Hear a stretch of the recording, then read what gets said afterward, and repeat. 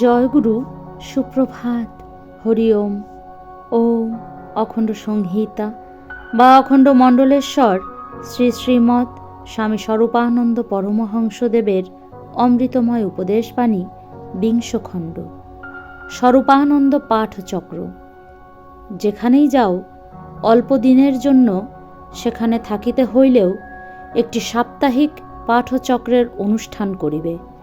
ত্রিপুরা ও নোয়াখালী জেলায় কোথাও কোথাও এই পাঠচক্র নিয়মিতভাবে, কোথাও বা অনিয়মিতভাবে অনুষ্ঠিত হইয়া থাকে।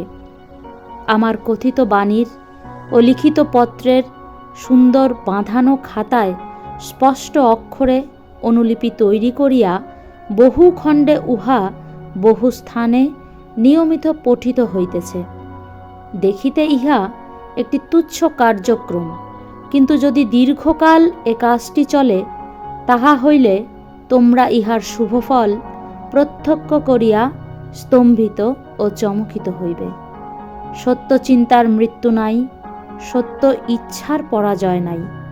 ছোট্ট এই কাজটিতে নিষ্ঠার সহিত লাগিয়া থাকার মহিমায় তোমরা একদা ভারতের চিন্তা জগতে এমন আলোড়ন আনিতে পারিবে, যাহা আজ অকল্পনীয় মনে হয়।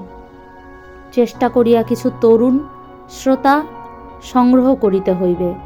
তাহাদের মনে সুচিতার ভাব সংক্রামিত করিয়া দিতে হইবে। তাহাদিগকে শান্ত মনে বসিয়া পাঠ শুনিবার আগ্রহ জানাইতে হইবে। পাঠ করিয়া শোনাইবার কালে নিজের জিহ্বার জড়তা ও উচ্চারণের আড়ষ্টতা পরিহার করিতে হইবে। পাঠকালে নিজের মনের ভিতরে আত্মশুদ্ধির প্রবল প্রেরণা রাখিতে হইবে।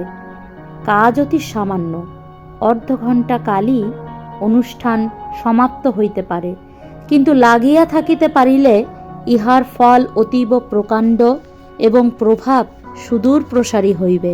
হরি ওম।